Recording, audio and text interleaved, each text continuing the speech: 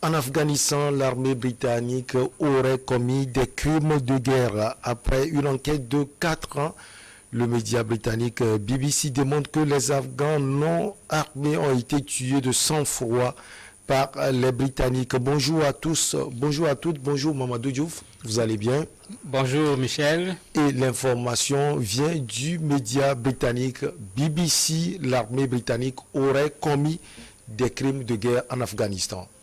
Effectivement, BBC vient de jeter, si je peux l'appeler ainsi, un pavé dans la mare parce que dire qu'il y a 54 cas, puisque c'est ça qui est les cas, j'allais dire documentés, où on met un nom et tout, mais on est sur à peu près 600 cas, où il y a eu tout simplement des exécutions sommaires d'Afghans qui n'étaient pas armés du tout et dont on n'a pas été capable de prouver un lien d'appartenance à la rébellion afghane ou d'une certaine agressivité par rapport aux Britanniques. Et cela a été le fait d'un groupe qui s'appelle SAS, Special Air Service, qui, de façon nocturne, sont souvent allés exécuter des gens pendant la période chaude au niveau de l'Afghanistan. Des informations parfois remontées, mais pas suffisamment suivies. Mais comme le journaliste, c'est quelqu'un qui sait distinguer ce qu'on appelle le détail significatif, une petite information leur a permis de dire, mais allons voir ce qui se passe dans cette affaire. Et pendant l'enquête de 4 ans, ils ont pu documenter 54 cas de personnes qui ont été tuées a priori sans aucune raison par les forces britanniques. Comment se fait-il que c'est après 4 ans que ces informations ont été annoncées? Une des raisons, c'est que quand on regarde le document, parce que BBC a fait un très très long document, quand vous le lisez, il y a même eu des enquêtes. Mais les enquêtes ne sont jamais allées très loin. Il y a une commission qui a été envoyée en Afghanistan, la commission est venue, la commission est allée, c'est ce que le document de BBC reproche à cette commission, on est venu juste interroger les soldats. Maintenant, c'est les journalistes qui ont fait le travail de recoupement. Parce que vous avez des explications pour dire telle personne a été tuée pour telle raison. Et curieusement, sur 2 semaines par exemple, vous avez 10 cas où l'explication est exactement la même. Il y a un premier problème, la personne exécutée est détenue. Donc c'est un prisonnier, la personne est entre les mains de ses forces. Ces forces ramènent la personne dans une maison. Et quand on ramène la personne dans une maison, sur les 10 cas, on dit à chaque fois que la personne a tiré un rideau et en tirant un rideau, la personne a pris une grenade qu'il a voulu jeter sur les soldats britanniques. C'est pourquoi les soldats britanniques l'ont tué. Décrit exactement de la même façon 10 cas en 2 semaines. Vous avez 8 autres cas où on décrit la même chose. On est venu, la personne avait un AK-44, les Kalachnikov. C'est ça qui a attiré l'attention. Les gens se sont dit, mais attendez, est-ce que les Afghans se sont entendus pour avoir le même comportement? Et après, il y avait une question fondamentale. Pourquoi à chaque fois prendre quelqu'un que vous détenez, ramener dans une maison, et ça se traduit par une exécution dans cette maison? C'est ça qui a amené les journalistes à finalement fouiller ce dossier, voir des rapports. Bon, vous avez toujours les lanceurs d'alerte, heureusement. Ils ont pu tomber sur des caches de emails qui n'avaient pas été évacués. Ils sont tombés sur des documents pour les enquêtes qui avaient été faites auparavant par la police de l'armée britannique, mais qui ne sont pas allés jusqu'au bout. Mais c'est avec ça qu'ils ont fait un réseau de travail en utilisant leurs journalistes qui sont sur place pour aller également sur le terrain, ce qui n'avait pas été fait avec les autres enquêtes.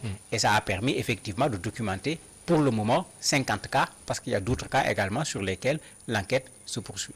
Alors, selon la loi britannique régissant les forces armées, le fait pour un commando de ne pas informer la police militaire si la connaissance de crimes de guerre potentiels constitue une infraction pénale, cela veut dire, Mamadou, que c'est à la justice de continuer le travail? Mais bien sûr, puisque les chefs à l'époque, puisqu'il y a des preuves, à travers des mails ou ce que j'ai décrit tout à l'heure, les gens ont montré une inquiétude. Comment se fait-il que des personnes sont tuées plus ou moins de la même façon? Ça pose problème. Mais on n'a pas donné suite. C'est la première chose. La deuxième chose, c'est ce que vous dites. non seulement les chefs devaient essayer de savoir de quoi il s'agit, mais ils devaient rendre compte à la Royal Military Police. Et eux, ils devaient venir faire des enquêtes pour savoir qu'est-ce qui se passe. Cela n'a pas été fait. Alors que dans le droit britannique, le fait que ceux qui étaient responsables de ces forces n'aient pas fait appel à cette police royale pour parler facilement, c'est un délit. Ce qui veut dire que les responsables des opérations à l'époque, si ces enquêtes se terminent et débouchent au niveau du tribunal, peuvent être poursuivis puisqu'ils n'ont pas rapporté l'information alors qu'ils avaient l'obligation de rapporter cette information. Sauf que le ministère de la Défense a affirmé qu'il manquait de preuves pour entamer des poursuites. Ils n'ont peut-être pas lu le rapport comme moi j'ai lu. On ne peut pas parler de il manque de preuves. Mais maintenant, c'est gênant. C'est ça le problème. C'est gênant pour l'armée britannique parce que n'oublions pas que ce n'est pas un ennemi de la Grande-Bretagne qui a écrit. C'est BBC qui écrit. Et je ne crois pas que BBC soit l'ennemi de la Grande-Bretagne. Et il faut savoir respecter les gens. C'est de l'investigation que les journalistes ont fait. Mais c'est toujours comme ça. À chaque fois qu'un journaliste publie quelque chose en matière d'investigation, on rejette d'abord d'un revers de la main, mais après vous allez voir progressivement, vous allez voir le discours changer, ils vont reconnaître petit à petit le temps de voir quelle forme de communication on va utiliser par rapport à cette bombe. Parce que pour la Grande-Bretagne, c'est véritablement une bombe, puisque comme je l'ai dit tout à l'heure, vous avez plus de 600 infractions présumées qui se sont traduites par des décès et on accuse les Britanniques de l'avoir fait. Pour le moment, c'est ces 54-là qui ont été plutôt des cas édifiants. Et quand les journalistes en parlent, mais ce n'est pas pour faire du mal à la Grande-Bretagne, mais même pendant la guerre, il y a des règles. Ce sont ces règles qui n'ont pas été respectées et c'est ça que les journalistes dénoncent à travers ce papier qui aujourd'hui crée un véritable malaise au niveau de la Grande-Bretagne parce que c'est eux qui nous disent tout le temps dans nos pays, non, il y a des droits, il faut respecter telle chose. Dans la guerre également, il y a des droits et ces droits n'ont pas été respectés puisque des personnes présumées innocentes ont été exécutées sans avoir été entendues, sans avoir été jugées. Ça ne peut pas s'appeler autrement que de l'exécution. Alors, selon BBC, de hauts responsables, dont le général Mark Smith, qui dirigeait les forces spéciales britanniques à l'époque, étaient au courant des inquiétudes que suscitaient ces opérations. Comment est-ce que Mamadou, jusqu'au plus haut sommet du commandement, on peut accepter de telles choses? Mais ce n'est pas acceptable. Mais le problème, c'est que souvent, ce général qui dénonce ses troupes dans une situation de guerre, vous voyez à quoi ça ressemble? Il a certainement pensé qu'il allait pouvoir gérer, qu'il allait pouvoir étouffer cette affaire. Mais malheureusement, l'affaire est quand même assez grave. Je dirais même plutôt grave, parce que dans ce qui ressort des documents de BBC, ces SAS-là, il y avait des escadrons, ce n'était pas un seul escadron, et c'est comme si les escadrons faisaient la compétition pour voir qui va tuer le plus grand nombre de personnes. Et ça, ils le disent de façon documentée et ils le disent après avoir interrogé des gens qui ont fait partie de ces escadrons. C'est eux qui l'affirment de façon très claire en disant que bon, c'est comme si chaque escadron voulait montrer que nous avons obtenu le plus grand nombre de victimes. Ce n'est plus de la guerre. Ce n'est plus un combat contre des Afghans. Ça, c'est carrément autre chose parce que c'est la vie humaine qui est, j'allais dire, désacralisée. C'est comme si on voulait aller tuer un chat alors que même un chat, on ne doit pas vouloir le tuer quand même sans qu'il y ait une raison plutôt valable. Et ça pose un sérieux problème. Maintenant, ce chef qui se rend compte d'une telle chose, s'il rend compte, ces hommes vont devoir répondre, mais lui également, il va devoir répondre parce que c'est lui le premier responsable de ces hommes-là.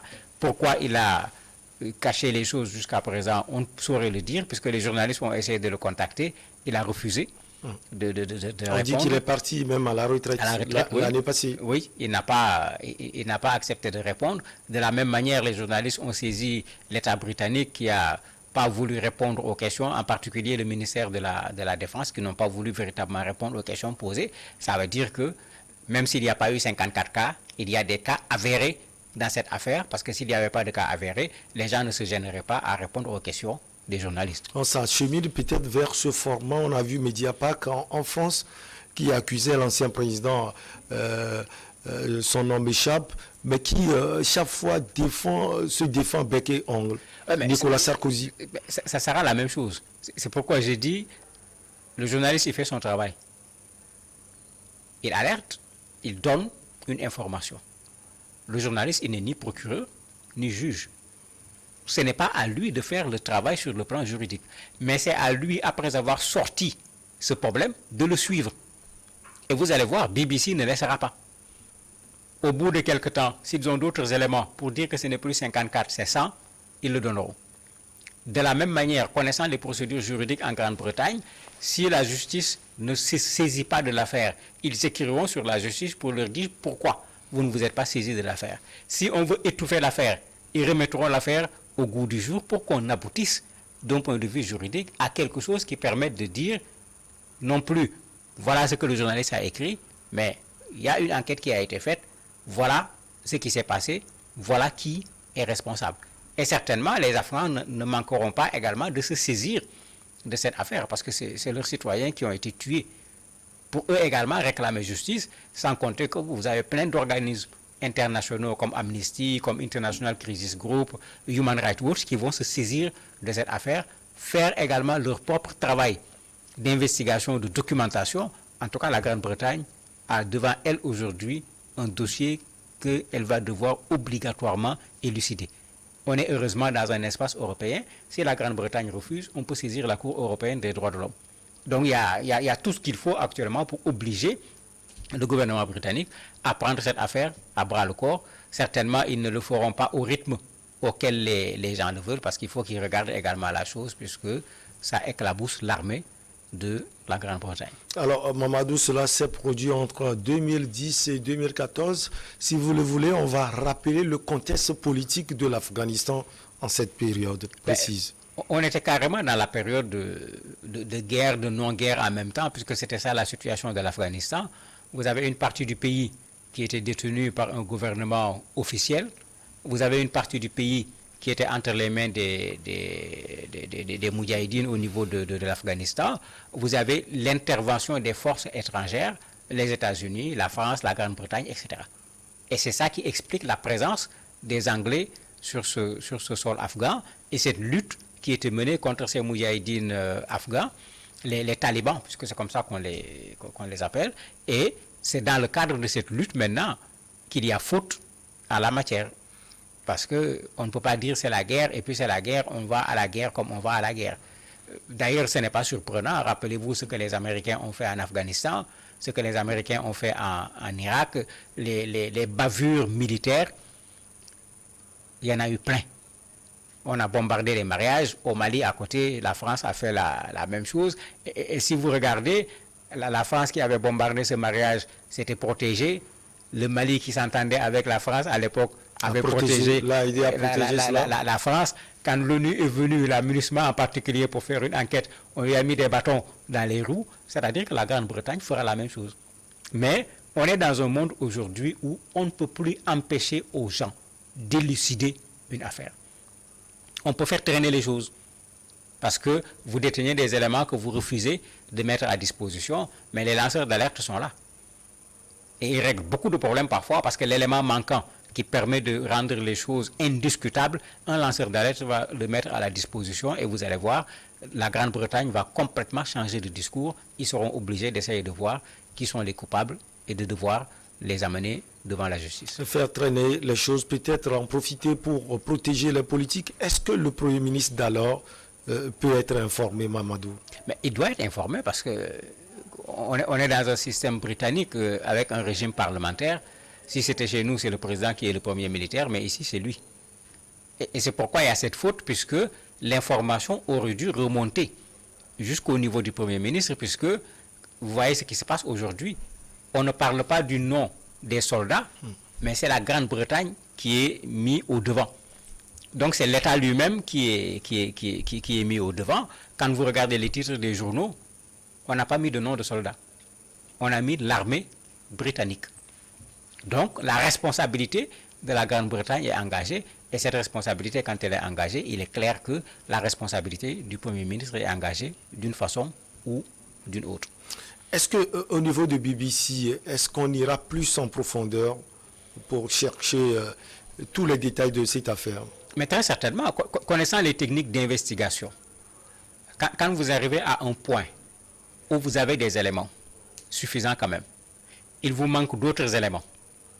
Vous allez vers les gens qui doivent vous édifier par rapport aux éléments manquants.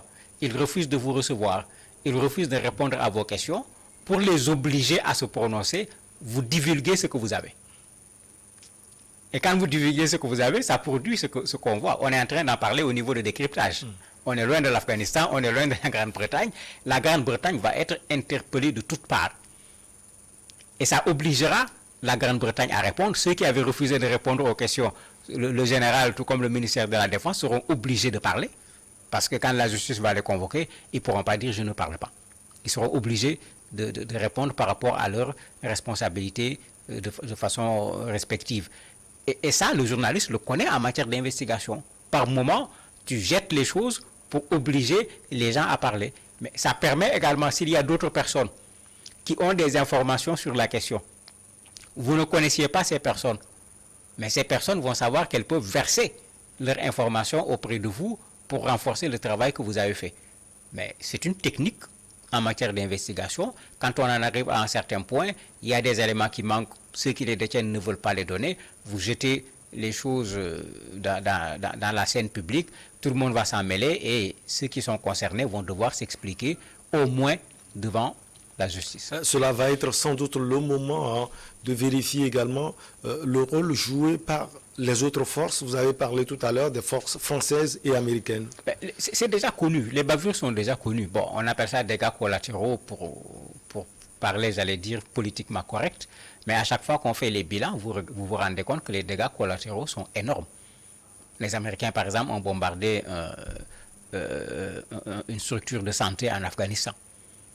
Bon, qu'est-ce que vous allez donner comme explication structure de santé? Ça n'a rien à voir avec une caserne de militaires ou autre. Mais à chaque fois, vous avez vu, on a donné des explications farfelues, mais surtout, l'État dont les soldats sont impliqués travaille à ce qu'il n'y ait pas de suite.